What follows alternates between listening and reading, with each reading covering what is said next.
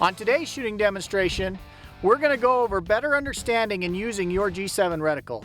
Now, if you look here, we've got a representation of our G7 reticle. Let's just quickly go over what all these hash marks mean, okay? Left and right, we have hash marks for every minute. So you've got 1 through 10 minutes on the horizontal plane.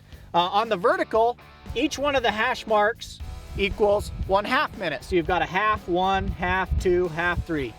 Okay, very simple. Now, since our scope is second focal plane, by changing the power, that will change the apparent size of the reticle. So when we're at 22 power, all these hash marks are 1 minute apart. When we're at 11 power, it doubles that, so now they're all 2 minutes apart. And when we're on 5.5 power, it quadruples it. Each one of these is going to be 4 minutes apart. Now that's very important when we get into ranging and sizing up different objects in the field. Okay, now that we know what each one of these hash marks represents in the field, let's go over using this reticle to size something up out in the field, okay?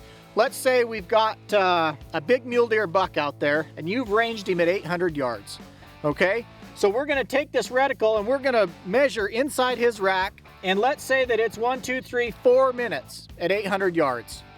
The math is very simple. 1 minute at 800 yards is 8 inches. We times that by our 4 minutes wide, we get a buck that's 32 inches wide. Very simple to do in the field. It'll help you as a hunter, it'll help you as a shooter to measure your groups. You can easily just do the math right there and measure how big the object is or the group size or the animal is downrange. Okay, now we know how to measure something in the field. Let's go one step further and let's show you how to range using the reticle.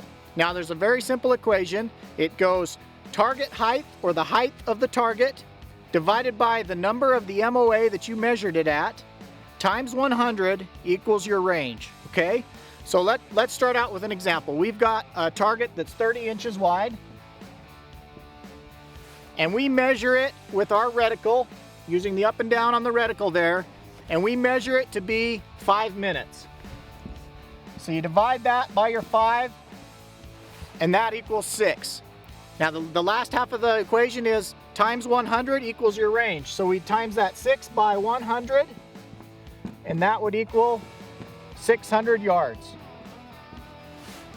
That is a very simple equation to use in the field for you as a hunter or a shooter to quickly range something. Let's say if your rangefinder breaks or you lose the battery or whatever it may be. All right, now that we know how to range in the field, let's take that one step further and let's actually range a game animal in the field. So let's use a bighorn sheep, for example. We're going to use the back to brisket dimension on an animal to effectively range this animal. So let's say back to brisket on a bighorn sheep, you know, is 24 inches. So we're going to use 24 inches back to brisket. Okay, we measure up that bighorn sheep in our reticle, and he measured 4 minutes back to brisket. So we'll take and divide this by our 4 minutes, and that's going to equal 6. The second half of the equation, of course, is times 100, and that's our yardage. That bighorn sheep was at 600 yards. Very simple math to do in the field, just in case, you know, something fails in your rangefinder or you drop it and break it. Now you've got a secondary way of ranging in the field. Now there's some limitations to ranging animals, game in the field, and I'm going to go over really quickly the limitations of what you're going to see in the field when trying to range using your reticle. What happens is we don't have quite a good enough resolution when you're measuring the height in minutes, or we don't have a good representation of the animal. Let's take a bull elk for instance. Here in Wyoming, we've measured quite a few of them. We feel pretty confident back to brisket on a bull elk is about 30 inches. Now, is every bull elk 30 inches? No, it's not. So let's do a quick example and show you how much error you can have in the system by just changing up the back to brisket measurement on an elk by 4 inches, which is very possible.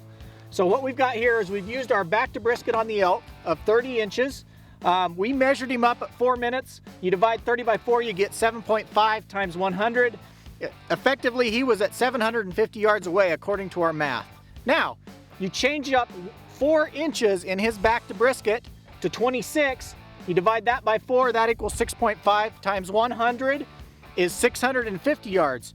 By changing 4 inches in his back to brisket measurement, we have effectively changed the yardage 100 yards at 650 to 750.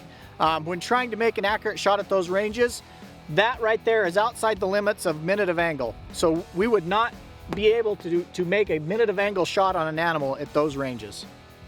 So not only do we have error in the back to brisket measurement on an animal, but we can also have some error in the actual resolution that you can see downrange at, let's say, 700 or 800 yards, at being able to accurately measure that back to brisket. So my example, we're going to stick with our bull elk here, and the example I'm going to leave his back to brisket constant at 30 inches.